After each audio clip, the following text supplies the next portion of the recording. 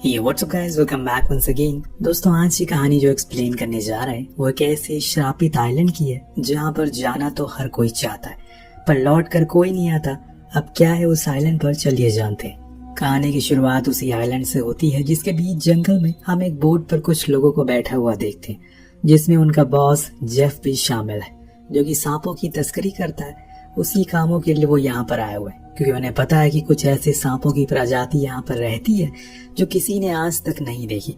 इस बीच उनका एक आदमी ज्यादा पैसे मांगने लगता है क्योंकि उसे लगता है कि इस काम में बहुत खतरा है। उसने लोगों की बातें भी सुनी है तो जेफ उसे पैसे तो दे देता है, पर जब वो उसे उठाकर अपनी गर्दन को सीधा करता है तो वो उसकी गर्दन को ही काट देता है और कहता है कि मुझे धोखा देने वाले लोग बिल्कुल पसंद नहीं है। और इसके बाद वो उसकी गर्दन को किसी चारे की तरह उसी नदी में फेंक देता है। अब ये देखकर हम समझ जाते हैं कि जेफ का कैरेक्टर कैसा है।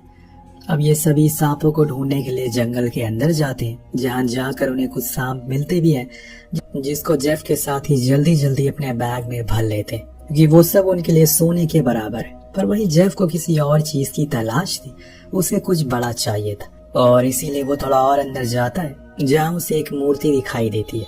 उसके ऊपर बहुत सारे नाग बने हुए थे जो कि देखकर काफी खतरनाक लग रही थी, पर इसको देखकर वो बहुत खुश होता है क्योंकि ये चीज उसको भरोसा करा रही थी कि यहाँ कुछ तो है जो लोगों को अभी तक पता नहीं चला है। बस उसी को उसे मारना है और घर ले जाना है, जिसके बाद वो माला माल हो जाएगा।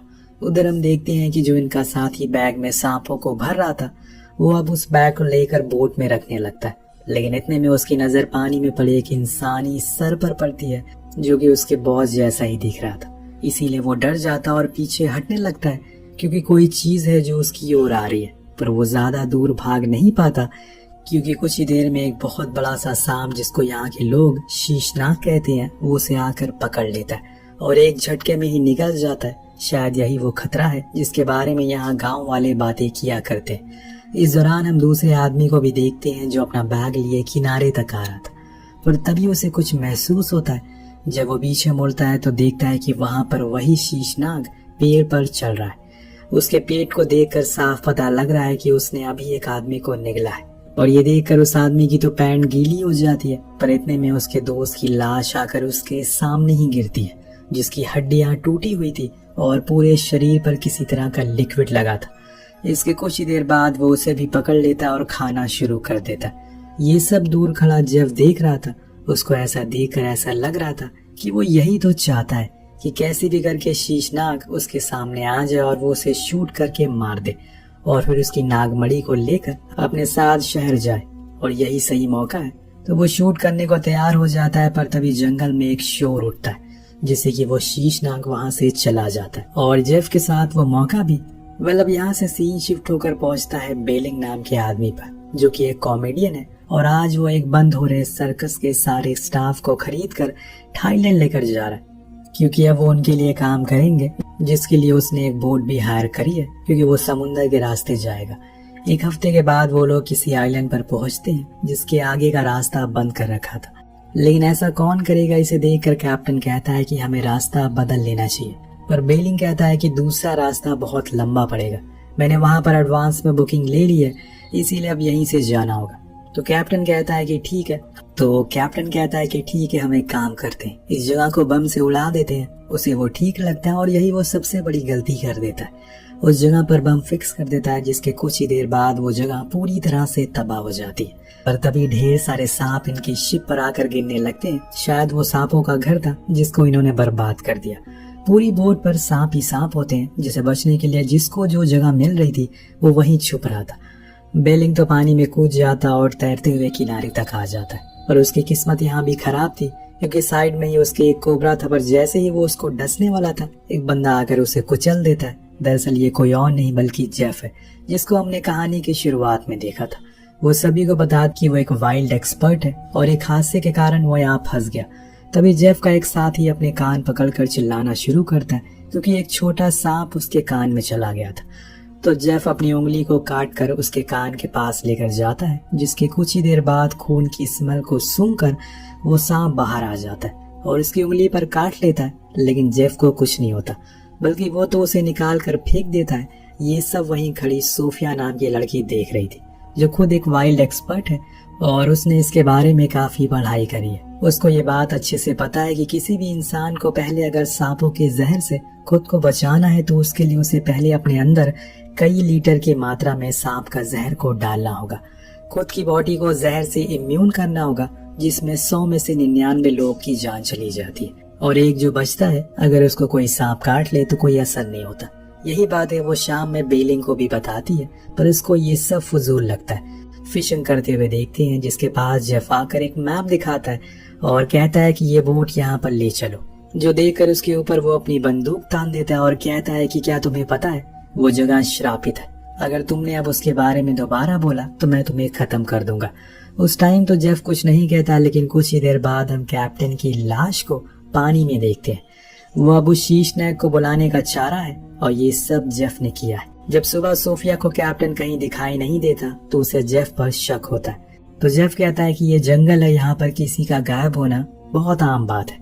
इतने में हम उन सभी को पानी में हलचल सुनाई देती है, क्योंकि शीशनाग को अपना चारा मिल गया है जिसे लेकर वो जाने ही वाला था कि तभी वो जेफ की बिछाए हुए जाल में फंस जाता है। पर उसकी ताकत के आगे कोई टिक नहीं पाता और उसकी वजह से जेफ भी पानी में गिर जाता है, जिसको वो शीशनाग अपने आगोश में ले लेता है और पूरा घुमा देता है।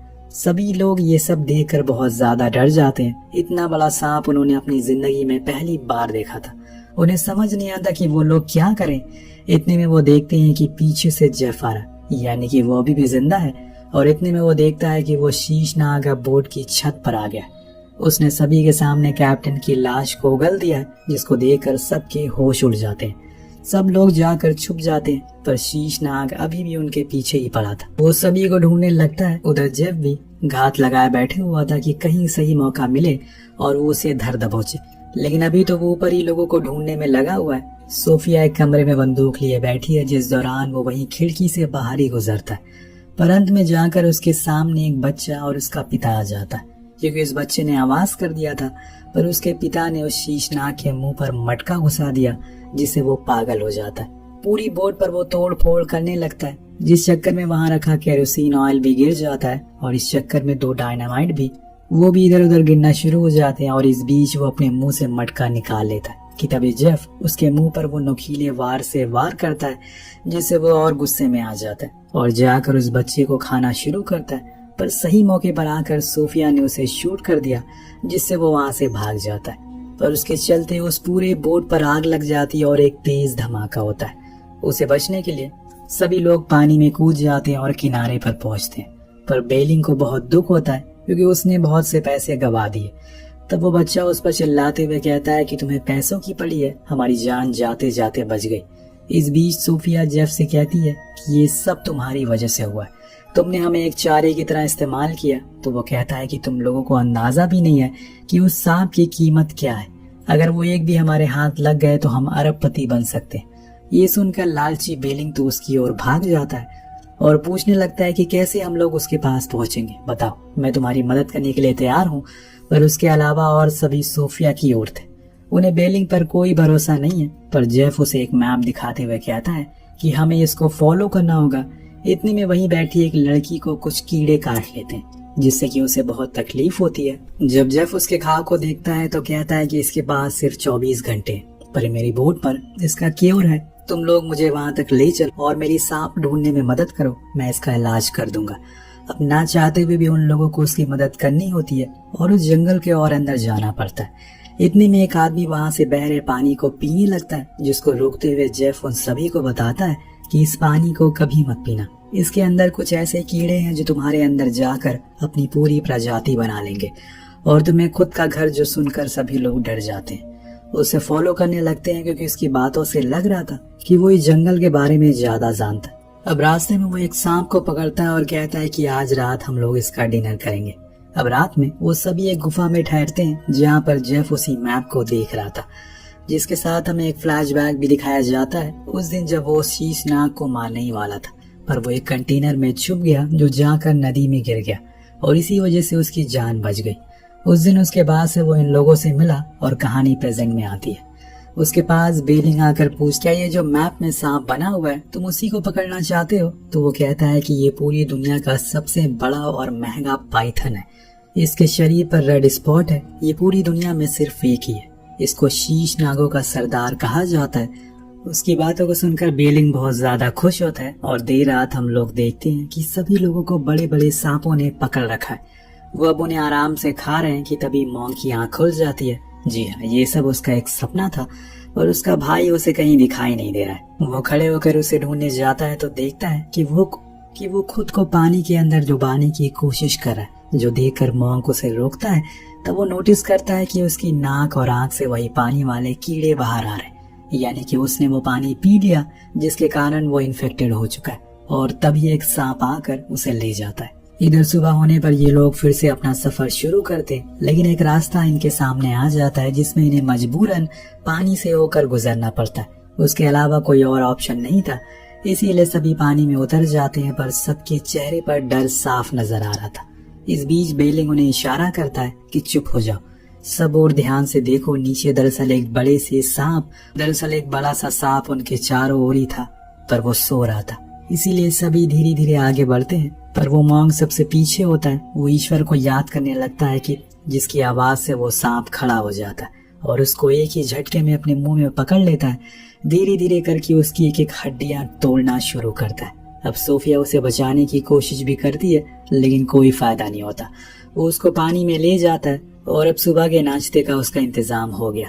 अब ये वहीं से आगे की ओर जाते हैं और जेफ की बोट तक पहुंच जाते हैं, जहाँ वो इन्हें वो दवा दे देता है जिसको पाकर वो सभी खुश थे। तभी वो बच्चा कहता है कि यहाँ से थाईलैंड की दूरी ज्यादा दूर नहीं है, हमें जल्दी चलना होगा। लेकिन यहाँ जेफ अपने असली रूप में आता है और कहता है कि मैं तुम लोगों को यहाँ पर सेफली लेकर आया हूँ, अब तुम्हारा काम है कि मुझे वो सांप पकड़ने में मेरी मदद करो।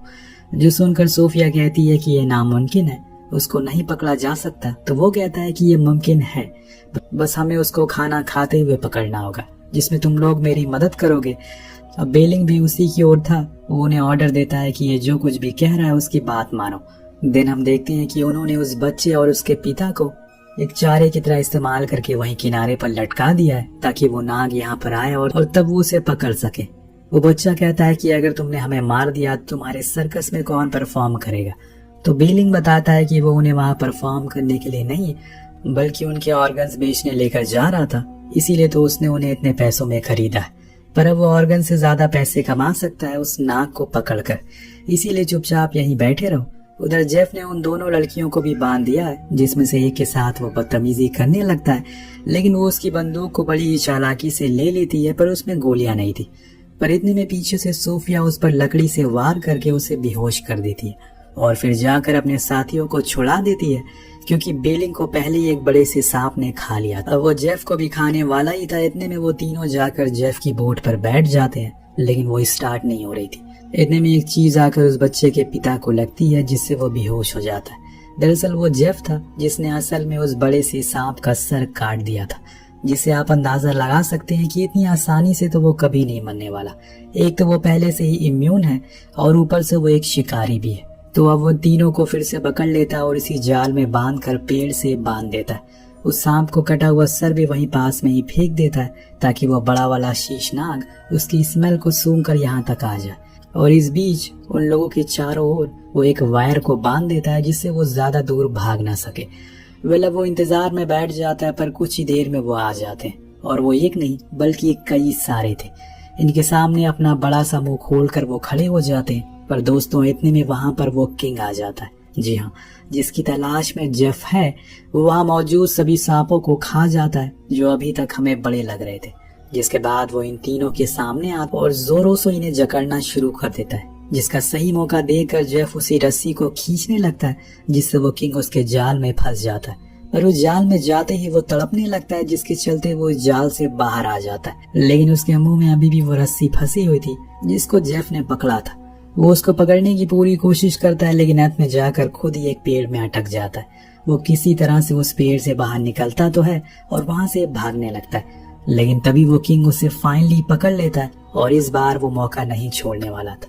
पहले तो उसकी हड्डियों को तोड़ता है और फिर उसे निगल लेता है।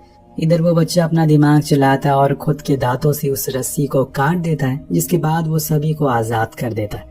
इतने में हम देखते हैं कि किंग ने जेफ को पूरा निगल लिया है। उधर ये तीनों भी अब वहां से भागना शुरू करते हैं, पर वो इनके पीछे पड़ चुका है। बीच में एक बारी तो सोफिया उन दोनों से अलग होकर एक पेड़ के अंदर छुप जाती है, पर उन्हें यहाँ से भागना है, इसीलिए वो बाहर निकलकर दोनों के साथ जाने लगती है। लेकिन दोस्तों अब कुछ नहीं हो सकता क्योंकि इनकी ओर बहुत तेजी से आ रहा है। पर ये तीनों भूल गए थे कि जेफ ने इस एरिया के चारों ओर एक स्टील वायर लगा दी है, जिसके कारण वो किंग जब इनकी ओर आता है तो उसी वायर में उसका आधा सर कट जाता है और वहीं कुछ ही सेकंड में उसकी मौत हो जाती है।